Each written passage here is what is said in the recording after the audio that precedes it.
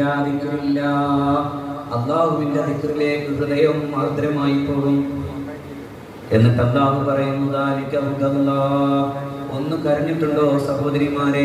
ഹൃദയം ഒന്ന് ആർദ്രമായിട്ടുണ്ടോ? നിങ്ങൾക്ക് എവിടെയെങ്കിലും ഒന്ന് നനഞ്ഞു പോയ ഹൃദയം വെച്ചിട്ട് നാളെ റബ്ബിന്റെ മുമ്പിലേക്ക് ചെല്ലാം. എന്തുകൊണ്ടെന്നാൽ ദാലിക ഹുദല്ലാഹ്, അത് അല്ലാഹു തന്ന ഹുദയാണ്.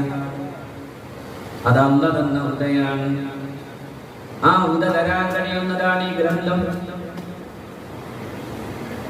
ഒരു നനവുണ്ടാക്കാൻ സാധിക്കുന്നതാണ് ഈ ഗ്രന്ഥം. അതിങ്ങനെ മനുഷ്യ ജീവിതത്തിന്റെ ജയപരാജയങ്ങളെ കുറിച്ച് പറഞ്ഞു തന്നതാണ് ഈ ഗ്രന്ഥം. അതുകൊണ്ടാണ് പരിശുദ്ധ ഖുർആൻ പറഞ്ഞത്, എത്രയെത്രയോ ആളുകൾ വലിയ വലിയ രമ്യഹർമ്മങ്ങൾ, വലിയ വലിയ കോടീശ്വരന്മാർ, വലിയ വലിയ കൊട്ടാരങ്ങൾ, ഉദ്യാനങ്ങൾ എല്ലാം ഉപേക്ഷിച്ചു പോയിട്ടുണ്ട്. അവർക്കൊക്കെ പകരം പിന്നെയും ഭൂമിയിൽ ആളുകൾ ജീവിച്ചു പോയിട്ടുണ്ട്. പിന്നെ ഈ ഭൂമിയെ പിന്നെയും നാം അനന്തരം കൊടുത്തിട്ടുണ്ട്.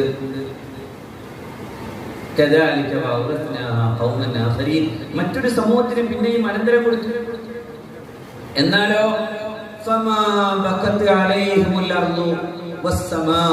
ആകാശവും ഭൂമിയും അങ്ങനെ പോയ ആർക്കും വേണ്ടിയും ആകാശഭൂമികൾ കരഞ്ഞിട്ടേയില്ല.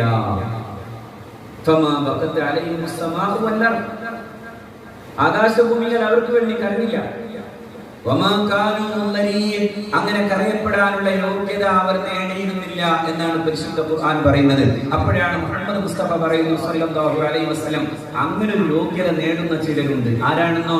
ഈ ഇരുന്ന ഓരോ സീറ്റിനും അങ്ങനെ ഒരു ഗുണമുണ്ട്.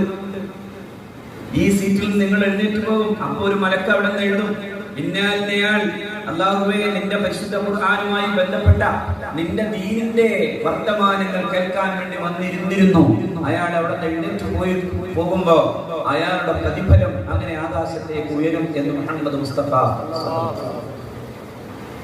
അങ്ങനെ അയാൾ ഭൂമിയിൽ സഞ്ചരിക്കുന്ന ഓരോ ഭാഗത്തും മലക്കുകൾ അയാളുടെ നന്മകൾ എഴുതാൻ വേണ്ടി ഉണ്ടാകും എന്ന് സയ്യിദുനാ മുഹമ്മദ് മുസ്തഫ.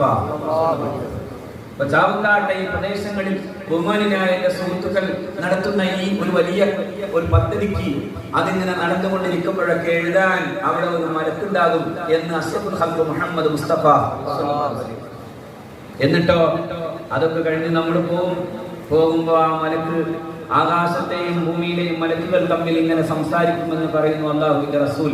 എന്തേ ഇപ്പൊ ചാവക്കാട്ട് നിന്ന് അങ്ങനെ ഒരു നന്മ ഉയർന്നു വരുന്നില്ല എന്ന് ചോദിക്കുമ്പോ വിതുമ്പി കരഞ്ഞിട്ട് ആ മലക്ക് പറയും, ആ നന്മയുടെ ദാതാവും അതിന്റെ വിധാതാവും അതിന്റെ കാരണക്കാരുമായി ഇന്നയാൾ പോയി കഴിഞ്ഞു എന്ന് പറയുമ്പോൾ ആകാശത്ത് നിന്ന് മലക്കും കരയുമെന്ന് മുഹമ്മദ് മുസ്തഫ.